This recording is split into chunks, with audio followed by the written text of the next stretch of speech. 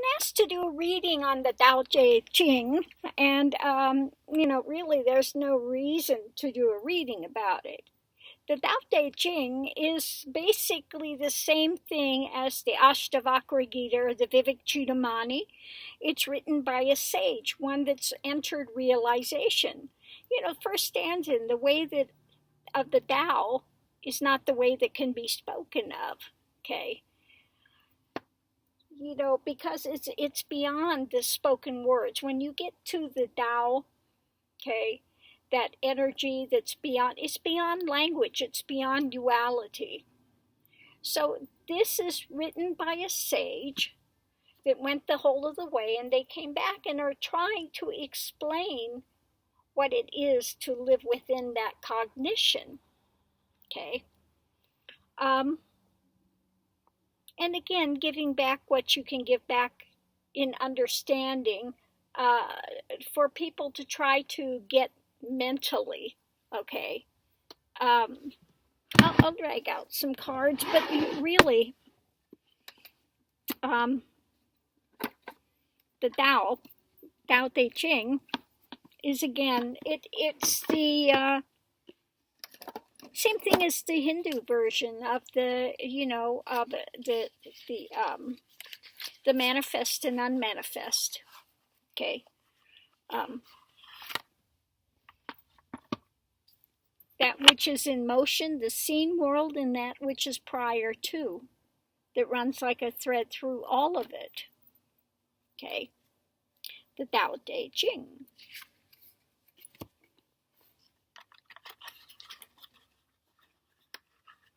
So it's talking about, again, what is that essence that gives value to all of life, which is life, prior to the divisionary realm. And then it also talks about the divisionary realm and what it is to live in that cognition, in that stillness, into that direct consciousness that's not occluded by thought and occluded by these ideations. One breaks through all of that. So the Tao Te Ching.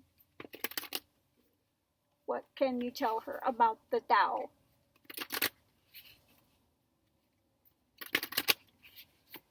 Yeah, the Tao Te Ching is a great text. Okay. Again, same thing as the Ashtavakra Gita, Vivek-Chudamani, any of those non-dual texts. Comes out of the same thing. It's just written from the perspective of a different culture. Okay, but it's the same thing. Okay. An opportunity, okay, and we have the Lovers. Now, in this sense, would say that an understanding, bringing that opportunity to understand about the Lovers. Now, the Lovers in some things is like the manifest and the unmanifest. Okay, so through the text, you can read about the manifest and the unmanifest. Okay. Foundation. What is loss and what is gain? The fool's journey. Okay. So the fool's journey is there to discover loss, gain. Is something really lost? Is it not lost? Okay.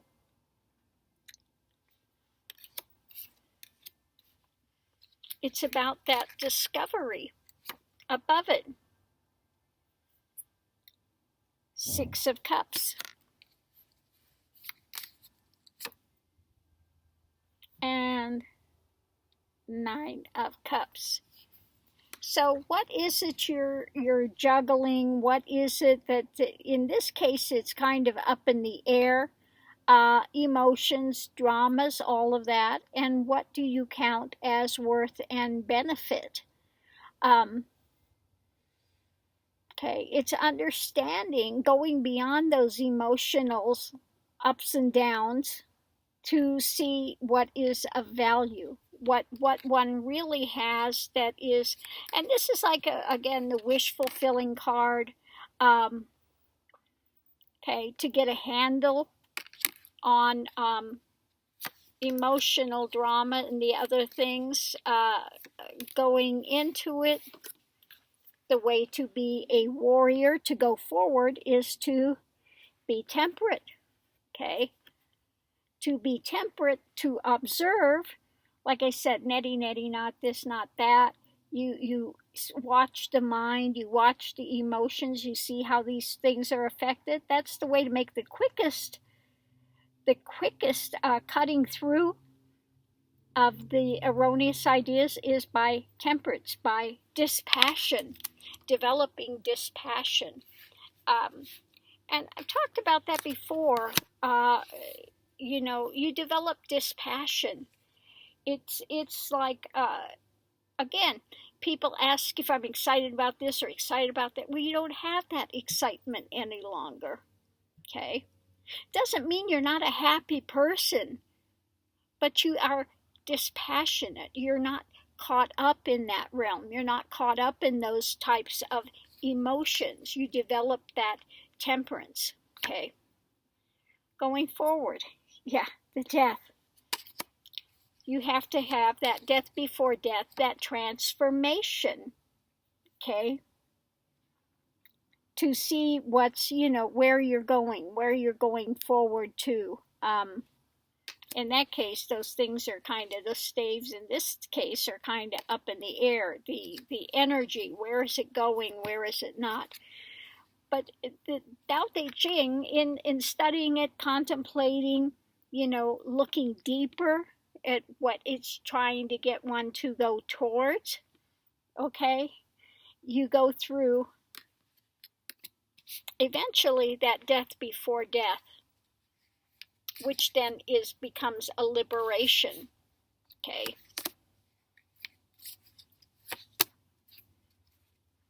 Yeah. The star. This is the hope. This is the big opportunity again for one to have the start of, what do I want to say? It's an opportunity. Okay. It's start of an opportunity for hope, for the good things, for long life, for wisdom, for all of those things. He's there seeking wisdom, long life. Okay. So yeah, this opens the door to that, but you have to be willing to make the journey. And again, in making the journey, you have to see what's lost, what's gained.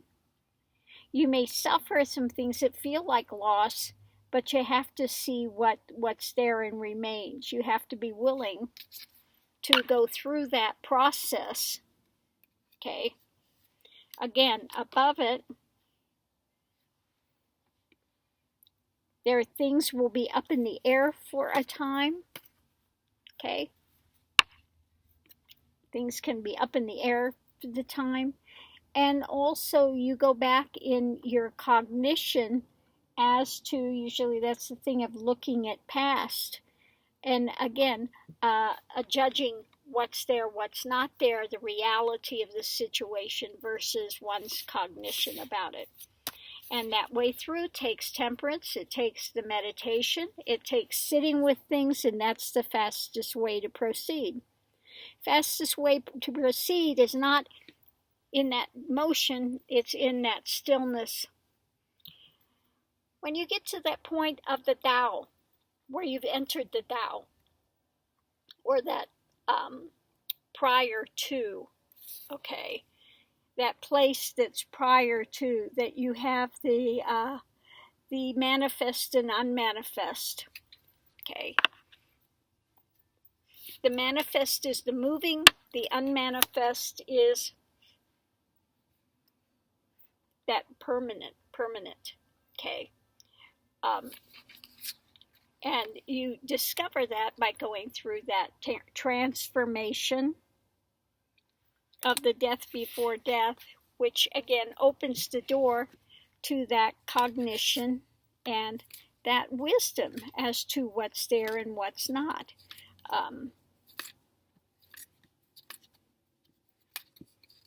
And then one rests within that stillness that is talked about in the Tao. Okay. So again, most of the Tao is written from the point of view of one that has transitioned out of the seen world and the dynamic of being caught up in all the drama into, again, having the reality of the Tao as paramount, okay, as paramount, that cognition of being blown out. And they're talking about what remains. You know, people think I'm dull, or people think that this or that, you know.